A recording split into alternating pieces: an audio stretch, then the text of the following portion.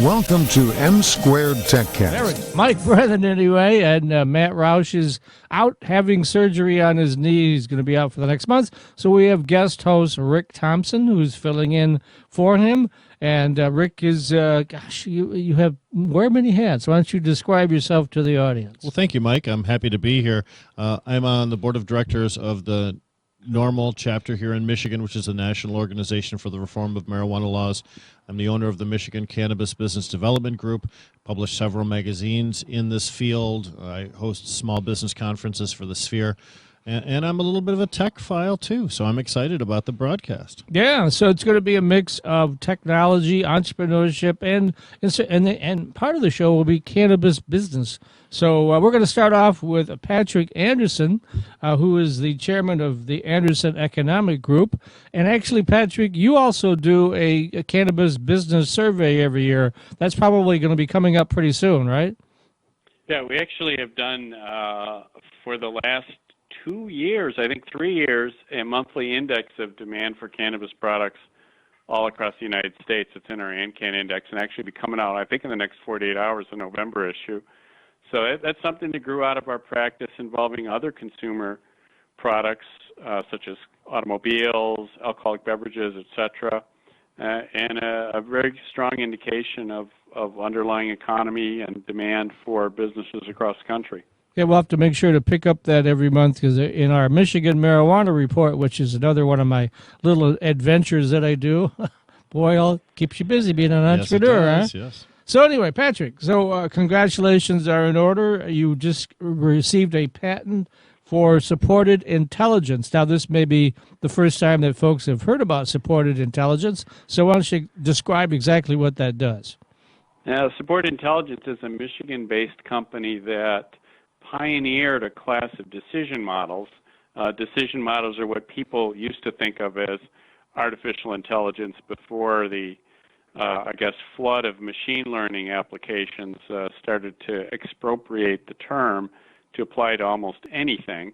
But we've been working in Michigan largely, in Chicago, but almost exclusively in the Midwest on this artificial intelligence-oriented company now for 7 years, and we were just awarded our second U.S. patent for decision models that help predict how humans will react, how to plan for how humans would react if they had all the information, and actually help them make a lot of decisions that come up in life and in business.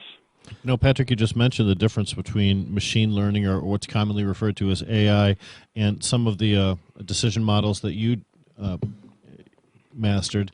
Can you tell our listeners a little bit of the difference between those two and why there's a disparity between them?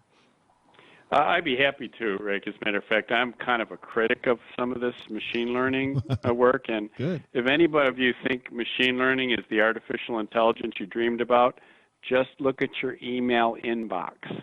A large amount of the spam you get is from machine learning. And you probably don't think that's very intelligent if you look through it. And I'm, not to mention look in your junk drawer for whatever your email client is. You get spam phone calls, machine learning.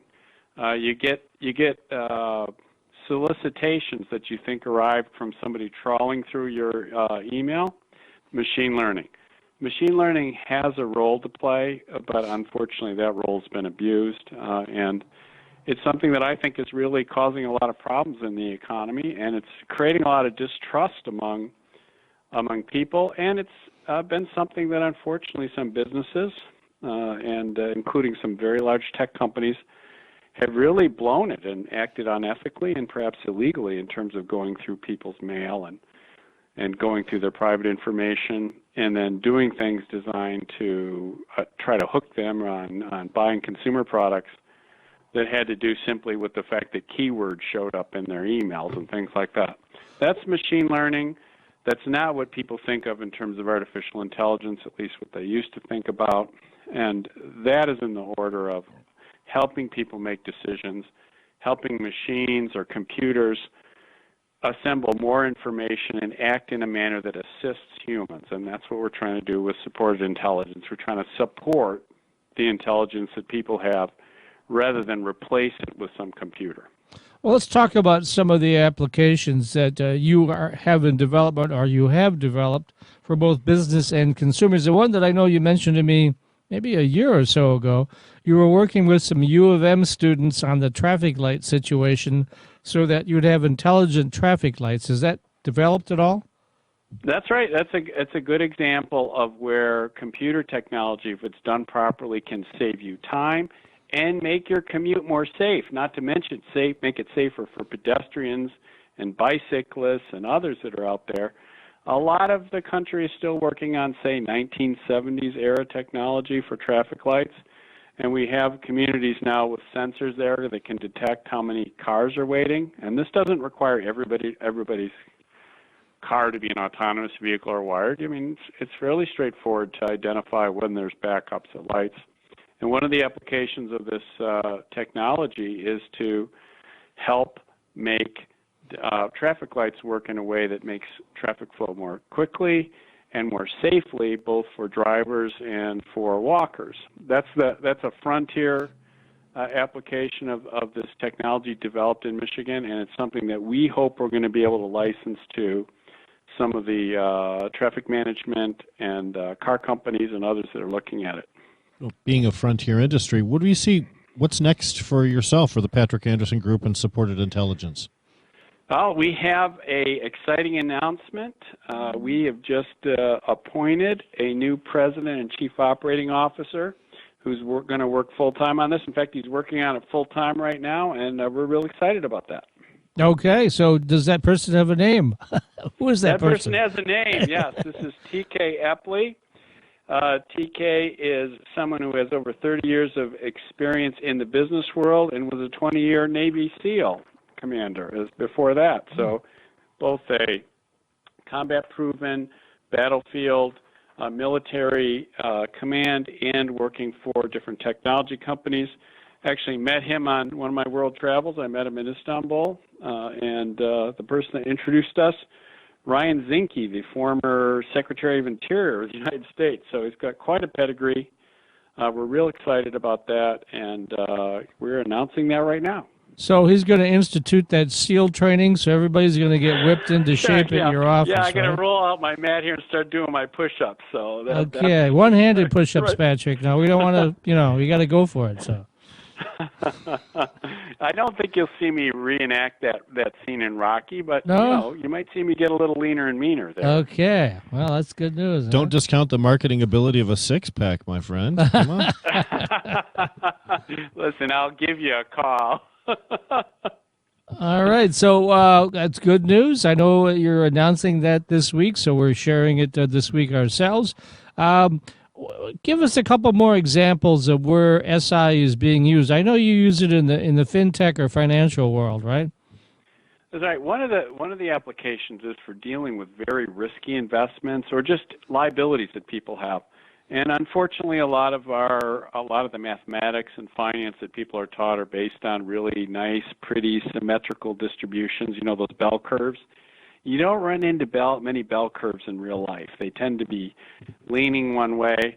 And so this is something we actually have used it in valuation and in strategy, particularly for entrepreneurship and venture capital, things like that.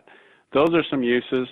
And one of the ones that's coming up not so far away is March Madness. And we have one consumer application, which is Smart Bracket, which is really fun and helps you pick every single team, every single game in a 64-team single elimination basketball tournament, and we have a great one every year. So that's a lot of fun, and that'll be coming up in March.